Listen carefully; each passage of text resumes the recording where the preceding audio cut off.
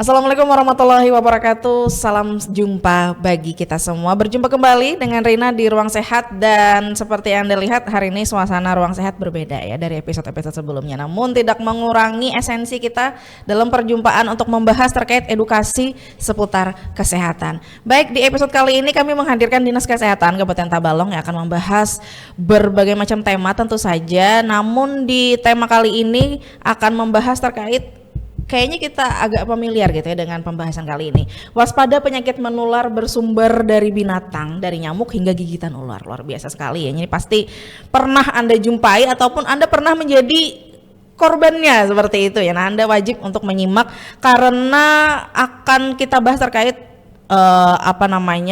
penanganan awalnya, gejala-gejala awalnya gitu yang harus ditangani dan juga pencegahan dan bagaimana meningkatkan kewaspadaan di masyarakat. Baik, sudah hadir bersama Rina narasumber dari Dinas Kesehatan Kabupaten Tabalong, Ibu Siti Raudah. Apa kabar Ibu? Alhamdulillah baik dan sehat. Alhamdulillah. Terima kasih Bu ya sudah hadir. Seperti yang disampaikan, hari ini kita akan membahas terkait bagaimana kita waspada terhadap penyakit menular dari gigitan hewan atau binatang Bu ya? Iya betul. Oke, ini kita mungkin dari awalnya dulu deh Bu. Ini apa sih Bu yang dimaksud dengan penyakit menular yang bersumber dari binatang? Nah, kita dari pengertiannya dulu nih Bu. Silakan Ibu. Jadi gini, penyakit menular yang bersumber dengan binatang itu salah satu penyakit yang diakibatkan dengan hewan, manusia ke hewan, atau hewan ke manusia, atau manusia ke manusia, kayak gitu ya. Jadi penularannya sangat banyak. Jadi kebetulan kita di penyakit menular yang bersumber binatang ini ada 3 penyakit yang perlu kita kendalikan dan kita cegah, yaitu pengendalian tentang zoonosis, vektor, dan penyakit akibat hewan beracun. Itu yang perlu kita waspadai itu ya. Wah, luar biasa sekali. Banyak iya. Iya. Tadi ada vektor Bu ya, ada zoonosis dan akibat apa tadi Bu satunya? Hewan beracun. Iya, hewan beracun ya. Mungkin kita jabarkan satu-satu dulu deh boleh, Bu ya. boleh. Silakan Bu dari mungkin dari zoonosis, vektor atau yang beracun dulu Bu, silakan. Iya. Ini kita terkait pengendalian vektor dulu ya. Pengendalian vektor ini kenapa kami perlu ada pencegahan dan mengedukasi dengan masyarakat, betul. Karena ini kan kalau pengendalian vektor ini contoh penyakitnya yaitu salah satunya yaitu penyakit demam berdarah atau DBD ya. Jadi kalau DBD itu kan penularannya lewat nyamuk Aedes aegypti. Tidak mesti DBD aja, tetapi ada penyakit malaria, kemudian cikungunya, kemudian filariasis. Kalau filariasis itu kaki gajah, penyakit kaki gajah, yang bengkak itu kan yang berasal dari nyamuk. Iya, itu semuanya penyakit yang bersumber dengan nyamuk. Nah, jadi untuk pengendalian vektor ini, karena ini kan biasanya pancaroba untuk penanggulangan DBD ini kan tren kasusnya biasanya di awal tahun dan di akhir tahun. Nah, iya, kenapa ini kami mengedukasi, menginformasikan di pertengahan tahun, biasanya kasus akan meningkat di akhir tahun. Biasanya seperti ini menuju itu. Akhir tahun Bu ya? Jadi perlu kita waspadai dengan kegiatan pemberantasan sarang nyamuk. Itu salah satu pengendalian yang pencegahan yang sangat efektif gitu untuk pencegahan penyakit demam berdarah. Kita sudah melakukan peningkatan teknis juga terkait kawasan-kawasan bebas jentik. Salah satunya ada 10 lokasi yang kami sudah laksanakan pada tahun ini. Iya, jadi kita melibatkan semua kecamatan, kemudian desa sampai tingkat RT untuk menghimbau masyarakatnya kegiatan kayak gerakan Jumat bersih dalam pelaksanaan kemudian ini kan ada inovasi Bapak juga Gema Jalin ya, jaga lingkungan. Gerakan jaga masyarakat lingkungan. Jaga lingkungan. Nah, itu harapan kami bisa dikombinasikan dengan kegiatan pemberantasan sarang nyamuk di rumah masing-masing. Itu salah satu pencegahan untuk penyakit demam berdarah gitu. Iya. Oke, berarti Jadi, ini ya. kurang lebihnya nih sasarannya adalah ibu-ibu ya, karena kebanyakan yang bersih-bersih rumah adalah Iya, ibu-ibu. Jadi iya. ibu-ibu harus menyaksikan ini ibu-ibu ya. Iya, Karena garda terdepan di rumah untuk kesehatan warga di rumah adalah ibu biasanya. Bu, Iya ya. betul. Jadi satu keluarga itu kita ada namanya satu rumah satu jumantik. Jadi jadi satu rumah itu ada yang ditunjuk sebagai jumantik rumahnya. Ya penunjukannya bisa ibunya, bisa bapaknya, atau bahkan anak-anaknya bisa ditunjuk sebagai pemantau jentik, bahkan mematikan jentiknya gitu. Oke. Ya. Tapi Rina penasaran Bu, gimana sih Bu kita di rumah mencegah yang dari awal deh Bu, dari penanganan sederhana untuk mencegah si jentik itu agar tidak ada di rumah sama sekali nih Bu. Oh iya, jadi tadi kan jumantiknya harus aktif itu satu rumah kan. Yang perlu kita pantau itu kan biasanya nyamuk Aedes itu dia berkembang biaknya di tempat-tempat penampungan air yang bersih gitu kan. Jadi biasanya kalau di dalam rumah itu bak-bak mandi, kemudian pot-pot bunga yang ada airnya itu, kemudian kayak kalau dulu kan kulkas itu ada di belakang itu biasanya penampungan airnya itu sangat bahaya juga. Dan kemudian yang sering kami temukan itu di tempat dispenser kan itu ya. Betul, karena di situ kan airnya kan agak bersih di sana. Nah di situ dia senang juga berada. Jadi kita nggak tahu nih, walaupun ada jentik kita nggak tahu apakah jentik itu ada virusnya atau tidak. Kenapa kita harus melakukan kegiatan pemberantasan sarang nyamuk 1 minggu sekali? Karena dari proses perkembangan nyamuk dari jentik ke nyamuk itu dia sekitar 7 sampai 14 hari. Jadi jangan sampai dia menetas jadi nyamuk kita sudah membersihkannya. Kalau lagi dulu kan minta fogging. Nah, betul. Kalau fogging itu kita cuma mematikan nyamuk dewasa aja. Iya, tetapi kalau jentik itu kita harus melakukan PSN tadi, itu yang sangat efektif. Jadi dari awal dari awal kita basmi yang awalnya, karena kalau kita fogging itu hanya nyamuk dewasanya, dan sama juga kita memberikan obat seperti Baygon seperti itu kan bisa aja. Jadi kalau jentik itu nggak mati kalau kita walaupun kita laksanakan fogging nggak mati. Makanya kami sudah 7 tahun ini nggak melaksanakan fogging Pantas, lagi. Bu, di media sosial kan ini ramai waktu yang masih puncak-puncaknya DBD. Kok tidak ada dilakukan fogging oleh Dinas Kesehatan? Oh ternyata alasannya ini. Kami biasanya kalau masyarakat ada masih yang mau minta fogging, tapi kami biasanya minta arahkan, tolong sosialisasikan dulu untuk pihak Puskesmas, kecuali nanti tetap minta fogging kami arahkan untuk ke Dinas Kesehatan biar kami yang mengedukasi. Biasanya kami dampingi untuk pelaksanaan PSN-nya di tempat dari jentiknya dulu Bu ya. Oke. Iya. Tapi Bu, Rina penasaran juga, apa sih Bu, adakah perbedaan nyamuk Aedes aegypti itu dengan nyamuk-nyamuk biasa yang ini nyamuk biasa yang tidak menyebabkan malaria atau DBD itu, ini tidak gitu. Adakah Bu perbedaan dari nyamuknya perlu kita waspadai? Iya ada. Biasanya kalau jenis untuk penyakit nyamuk yang DBD tadi, DBD, jadi nyamuknya namanya Aedes aegypti. Sama ada 2 jenis ini. Jadi Albopictus sama Aedes aegypti.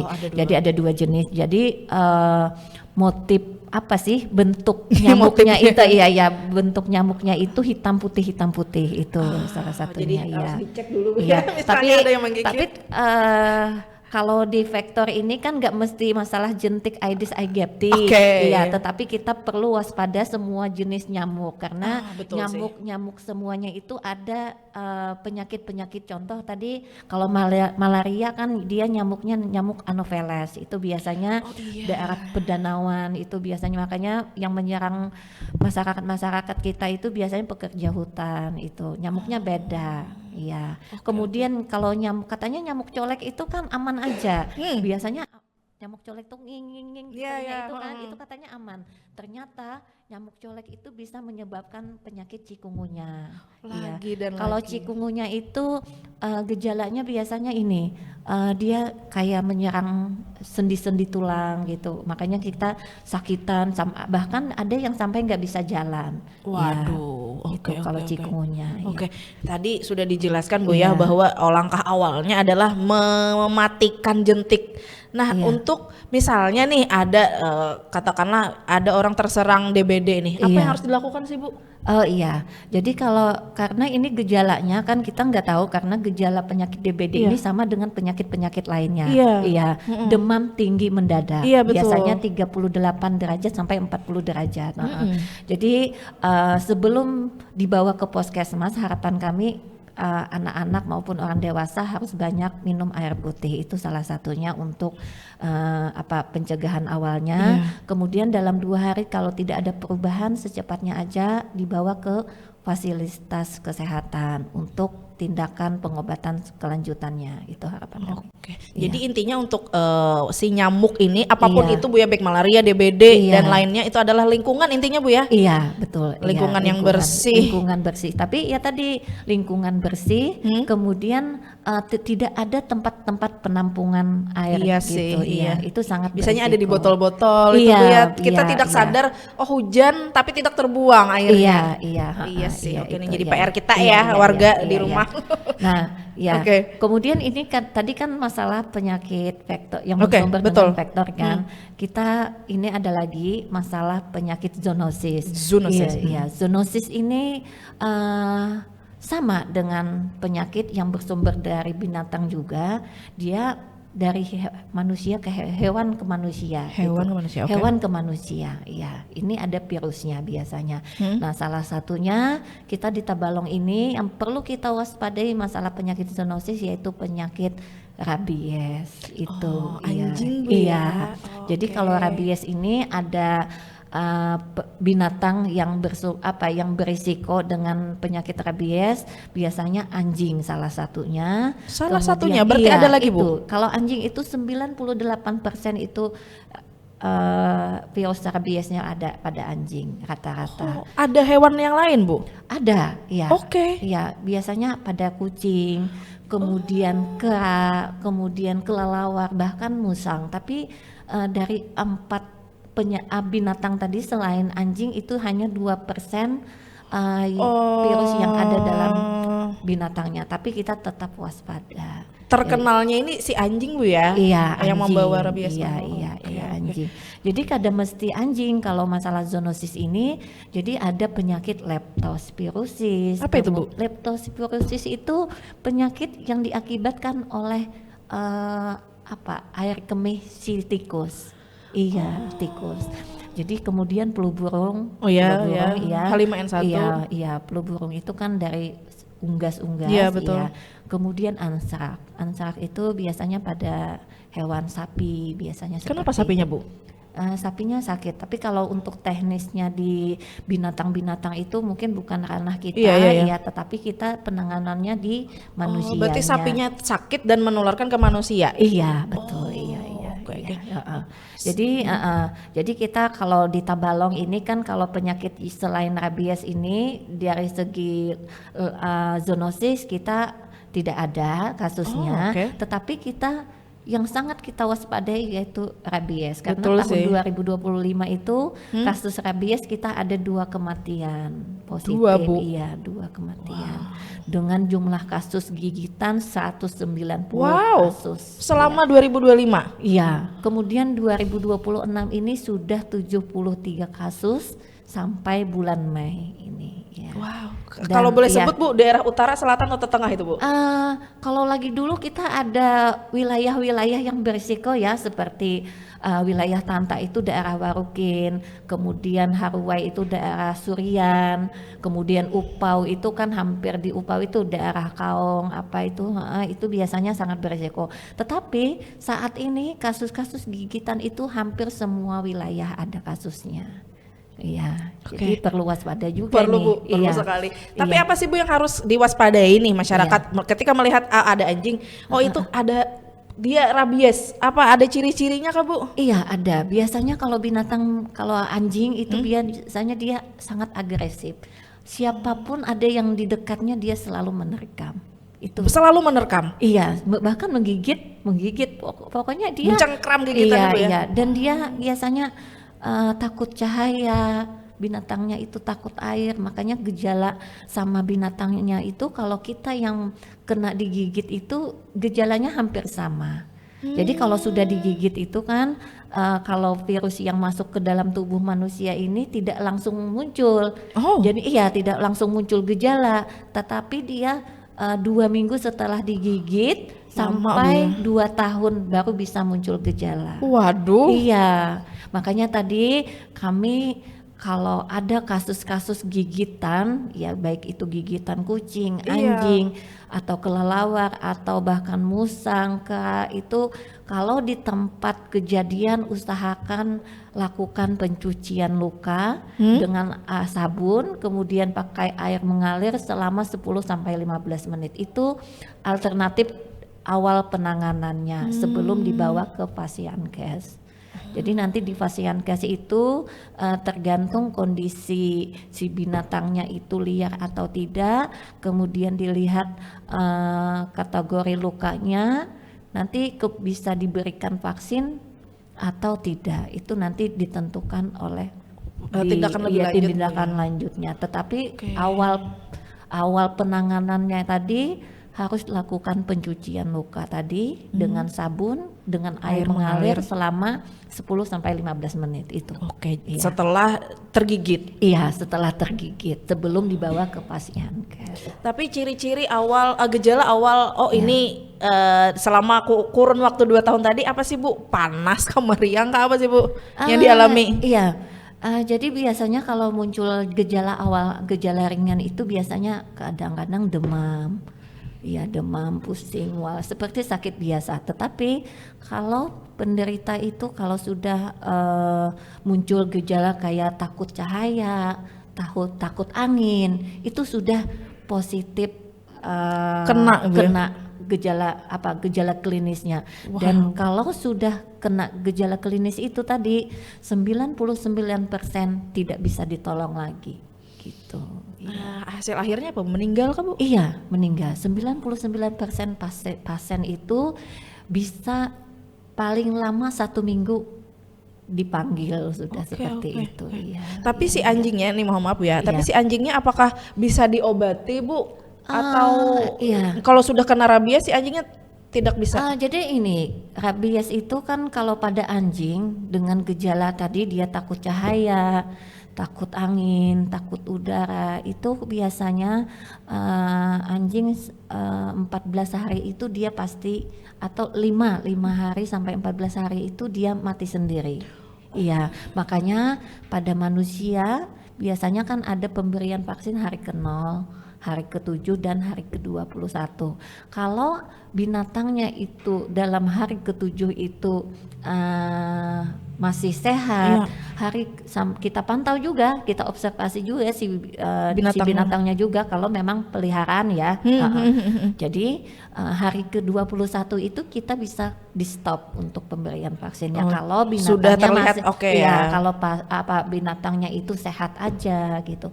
Tetapi kalau anjingnya misalnya anjing liar, kami nggak berani, tapi tetap kami berikan selama sampai 21 pemberian. Iya, maksudnya 4 dosis dengan 3 kali pemberian. Iya. Wow, jadi ini sangat berbahaya juga. Bu. Iya, jadi perlu masyarakat tahu penanganan awalnya itu dulu yang kita perlu kita pencegahan. Iya, tadi simpel saja Bu ya, misalnya ada tergigit ya, cari air yang mengalir, dicuci dengan sabun. Iya, betul itu. Itu salah satu. Baru kita lari ke Fasiankes. Iya, karena itu dilihat di bekas gigitannya itu akan mengurangi 85% mengurangi virus yang masuk ke dalam tubuh. Penyebaran? Iya, penyebarannya. Iya. Baik, kita tahan dulu ya, karena kita nanti di segmen kedua akan membahas terkait gigitan hewan beracun. Iya, dan juga harapan dan himbauan Dinkes terkait yang sudah disampaikan ini. Baik, jangan kemana-mana, tetap bersama kami di Ruang Sehat. Iya.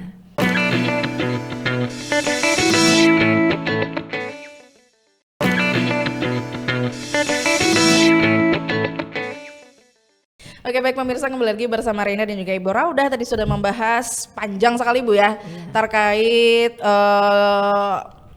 gigitan binatang. Iya. Nah, tadi sudah ada nyamuk kita bahas Bu ya, sudah ada rabies anjing Bu ya, dan teman-temannya. Jadi luar biasa sekali. Nah, di segmen kedua kita membahas terkait tadi sudah disampaikan Ibu di awal bahwa ada penyakit akibat gigitan hewan beracun. Silakan Ibu. Siapa saja yang termasuk itu Bu? Banyak ya penyakit yang bersumber dengan binatang ya. Tadi kita sudah membahas masalah vektornya sudah, kemudian zoonosis sudah, kemudian kita ini masalah penyakit akibat hewan beracun. Itu salah satunya gigitan ular ya. Karena kita kalau untuk di Tabalong ini sudah ada 12 kasus dengan 1 kasus kematian. Di tahun ini Bu? Iya, di tahun ini ya. Jadi hewan yang beracun itu biasanya kayak serangga. Itu kalau serangga itu kayak tawon, katanya seperti itu. Iya, betul. Kayak lebah, kalajengking, kalabang itu masuk juga. Iya. Banyak. Jadi kalau daerah-daerah lain yang seperti Kota Baru itu kan dia ada laut, ada pinggir laut. Betul. Nah, itu hewan laut juga sangat termasuk ya, termasuk hewan yang berbisa juga. Jadi kalau kita Tabalong, mungkin kita membahas masalah kasus gigitan ular saja, karena dengan melihat peningkatan kasus pada tahun ini. Nah, iya. Jadi kalau gigitan ular itu kita namanya ada bisa katanya ya. Iya, betul. Kalau kita di bahasa kesehatannya itu kalau bisa itu venom namanya. Venom, iya. Bisanya itu namanya venom. Jadi venom itu salah satu protein enzim yang digunakan dalam sistem pencernaan si ular tadi sebagai bahan makanan ularnya, dan venom itu kalau masuk ke dalam tubuh kita, tubuh manusia, bisa menyebabkan kecacatan bahkan kematian. Waduh. Iya. Jadi jadi kalau untuk kasus gigitan ular ini banyak yang terjadi di wilayah, kalau untuk wilayah Tabalong ini hampir semuanya ya, dalam 12. Semua wilayah ya? Maksudnya? Beresiko ada gigitan ular? Iya, beresiko juga. Karena kasus-kasus yang ada ini bisa di perjalanan atau di lingkungan rumah kita, bahkan biasanya masyarakat itu kan ke hutan. Nah, itu di hutan-hutan ada yang kejadian digigit ular. Jadi mungkin nanti akan edukasi kami ini, mudahan masyarakat paham dan mengerti bagaimana tata laksana awalnya kalau setelah digigit ular di tempat kejadian gitu. Nah, biasanya Bu, yang dilakukan masyarakat kalau digigit ular itu adalah mengikat Bu. Iya. Itu apakah pencegahan awalnya benar demikian atau ada hal awal yang dilakukan? Iya. Apa sih Bu? Iya, ada. Jadi kalau kita kena gigit ular itu katanya lagi dulu itu diikat ya, diikat, bahkan bekas gigitan itu diisap. Betul. Ya, diisap. Betul. Kemudian atau diberikan ramuan itu. Zaman dulu Bu. Iya. Kalau kami di dinas kesehatan ya, kita tenaga kesehatan, kami tidak menyarankan, karena kalau bekas gigitan itu kalau diikat dia akan memecahkan pembuluh darah kita, karena si venom atau bisa ular itu dia masuk bukan lewat darah, tetapi dia masuk ke kelenjar getah bening. Beda jalur Bu ya? Iya. Jadi kalau getah bening itu semakin banyak pergerakan pada daerah-daerah yang kena gigit itu, semakin cepat venomnya masuk menjalar ke dalam tubuh manusianya. Jadi kalau ada kasus-kasus gigitan, biasanya penanganan awal itu melakukan imobilisasi. Apa itu Bu? Imobilisasi itu melakukan metode yang bisa berhasil kemungkinan berhasil dan mengurangi risiko gigitan ular yang lebih parah lagi Penyebaran, pada Bu, manusia. ya? Iya, penyebaran tadi. Jadi imobilisasi itu kayak kita melakukan, kalau kami di dinas kesehatan di kesehatan itu apa namanya itu, kasih spalak. Iya, Oke. dikasih spalak kayak orang patah tulang. Seperti itu. Iya. Jadi kalau di tempat-tempat kejadian, kalau bukan di pasienkes Iya, mungkin nggak ada ya tempatnya. betul. Jadi kami sarankan biasanya kalau harapan kami itu dikasih kayu, Oke. iya kayu. Nanti misalnya biasanya kalau kasus gigitan ular ini biasanya daerah tangan atau Kaki, kaki, betul. iya, daerah tangan atau kaki. Jadi lakukan imobilisasi atau kita kalau bahasa kita itu apa ya, ditangkir gitu ya. Oh iya betul, Iya. ditangkir. Saya di batis, andaki Iya, kayu, di iya, tangan andaki kayu, iya, hanya diandaki diikat. kayu atas bawah, Hanya atas diikat bawah, kah? baru diikat. Iya, diikatnya pun jangan terlalu kuat karena Supaya eh, tidak menyebar pula. Iya, yang penting tidak ada pergerakan tangannya atau kakinya. Bahasa kita tuh direnayakan. Didiamkan, iya, didiamkan, iya. alah. Itu salah satu tindakan awalnya. Nanti kalau sudah lakukan itu di tempat kejadian, langsung bawa ke pasienkes. Nanti di pasienkes itu tenaga kesehatan akan mengobservasi. Karena biasanya kalau kasus gigitan ini kan rata-rata kita nggak tahu nih ularnya ular apa, jenisnya jenis apa. Betul, Bu. Nah, karena kalau gigitan ular ini dia ada dua jenis, ular yang berbisa atau ular yang tidak berbisa gitu. Jadi penanganan awalnya seperti itu. Nanti untuk di pasienkes nanti diobservasi apakah itu mengalami kita namanya ada fase lokal atau fase sistemik. Tapi kalau dia masih fase lokal itu biasanya nyeri di daerah-daerah gigitan, nyeri habis itu mual, muntah itu biasanya. Tetapi kalau sudah mengalami ke arah ke fase sistemik biasanya pasien itu gagal napas kadang-kadang. Ada Iya. kurun waktu kah, Bu, dari digigit sampai terjadi sesak napas? Itu tergantung fenom yang masuk dalam tubuh kita. Kita nggak bisa menentukan. Makanya kalau observasi kami biasanya di pasienkes itu 24 jam sampai 48 jam itu. Golden time-nya. Iya. Wow, Iya. wow, Iya. oke. Jadi kalau memang pasien itu aman selama itu tidak ada mengarah ke fase sistemik, artinya yang menggigit bukan ular berbisa. Berbisa. Tetapi kalau tapi ada juga ularnya ular berbisa, tetapi dia tergantung venom yang masuk dalam tubuh. Venom pun ada jenis-jenisnya lagi kah? Kalau venom itu enggak, itu venom itu nama bahasa kita ya bisa tadi, Iya, oke. tergantung bisa yang masuk ke dalam tubuh. Penyebarannya. Iya, jadi oke. kalau sedikit walaupun ularnya ular berbisa, tapi venom bisanya masuk ke dalam tubuh itu cuma sedikit, kemungkinan tidak terjadi ke fase sistemik juga seperti itu. Oke. Iya. Tadi kasus di 2026 hingga Mei tadi, Bu, ya. Iya. Itu tuh sampai fase apa, Bu? Apakah sudah parah atau tertangani lebih awal? Rata-rata pasiennya karena pasien itu kan kadang-kadang tidak melewati puskesmas, karena puskesmas itu ada yang tidak buka 24 jam kan. Betul. Iya, karena kejadian-kejadian yang sudah ada ini ada yang malam kejadiannya. Jadi mereka langsung ke rumah sakit. Nah, penanganan di rumah sakit itu karena mereka melakukan imobilisasi, kemudian pemberian obat itu secara simptomatik juga. Alhamdulillah pasien-pasien yang ada tidak ada yang mengalami sampai ke fase sistemik tadi. Alhamdulillah, Bu, ya. Iya. Oke, tapi apakah dari gigitan ular itu bisa menyebabkan kematian, Bu?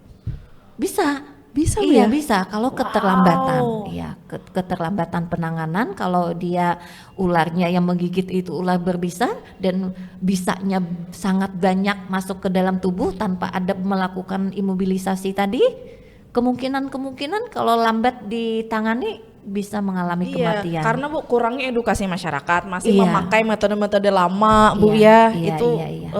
rawan sekali Bu ya. Iya, betul. Tapi apakah Dinkes sejauh ini karena melihat banyaknya kasus gencar Bu sosialisasi terkait ini? Iya, kami sangat gencar juga nih. Kebetulan kemarin tanggal 2 kemarin 2 Juni kita mengundang semua tenaga kesehatan baik itu di rumah sakit maupun puskesmas.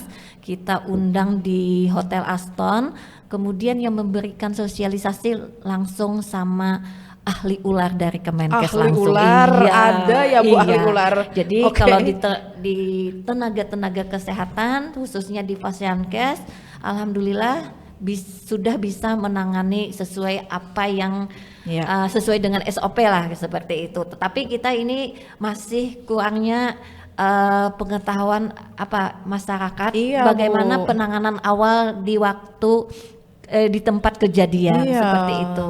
Iya. Mungkin lewat ini Bu ya. Iya, harapan kami nanti ini kasus-kasus yang ada ini tidak ada lagi kasus seperti yang sudah ada, bahkan mengalami kasus kematian. Jangan sampai Bu ya. Jangan sampai. Jadi masyarakat harus pintar nih, misalnya tergigit, yang harus dilakukan adalah mencari kayu tadi Bu ya. Kalau tidak ketemu kayu apa Bu? Kalau kita mencari kayu kan, kalau kayu itu kan atau papan ya. Kalau biasanya di kampung-kampung itu kan papan, ada biasanya papan atau kayu, atau di hutan itu pakai kayu, ikat aja pakai apa. Misalnya kalau di hutan itu kan yang apa namanya ya, atau yang bisa diikatkan atau apapun Bu ya, yang bisa diikatkan. Iya, bisa diikatkan itu. Tapi nggak boleh diikat itu, yang kuat-kuat penting itu. Bisa tidak ada pergerakan tadi itu ya salah satunya ya.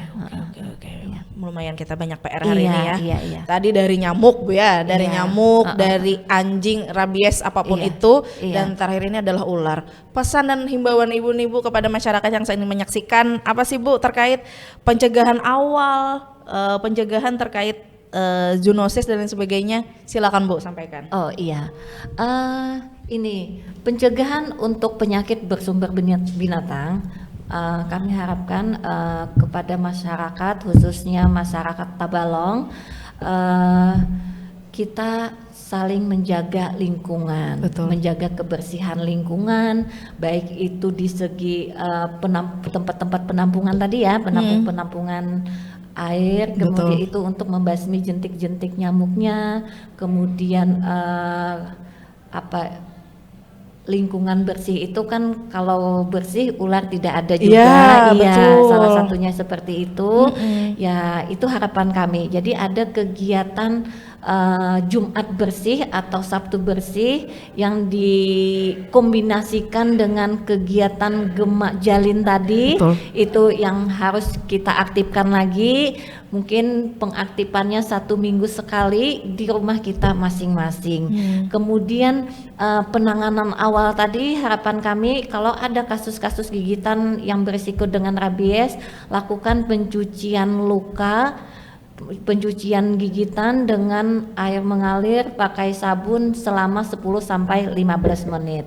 Kemudian beda dengan kasus gigitan ular. Kalau kasus gigitan ular, lakukan imobilisasi, misalnya dengan pemakaian spalak atau dengan kayu, atau kita ditangkir ya, betul. seperti itu di tempat-tempat kejadian sebelum dibawa ke Fasiankes. Ya, harapan kami untuk kedepannya masyarakat memahami mandiri seperti apa penanganannya, kemudian kasus kita di Tabalong bisa ditekan seperti itu harapan kami. Baik itu DBD Bu ya, rabies maupun semuanya. gigitan ular tadi. Iya, semuanya. Luar biasa nih pemirsa ya, episode kita pada kesempatan kali ini semoga bisa menambah ilmu serta wawasan kita, edukasi seputar kesehatan terkait yang sudah disampaikan Ibu Raudah tadi. Semoga bisa memberi manfaat untuk Anda ya. Terima kasih Ibu Raudah sudah hadir. Sehat selalu Bu ya. Semoga bisa selalu mengedukasi masyarakat terkait bahaya gigitan hewan. tadi nyamuk ataupun anjing ataupun yang beracun tadi Bu ya. Iya. Sehat selalu Bu, terima Iya. kasih dan terima kasih juga Bu Anda sudah menyaksikan kami ya sampai akhir. Saksikan terus Ruang Sehat di setiap minggunya karena kami hadir mengedukasi Anda seputar kesehatan. Kami pamit, terima kasih semua. Assalamualaikum warahmatullahi wabarakatuh.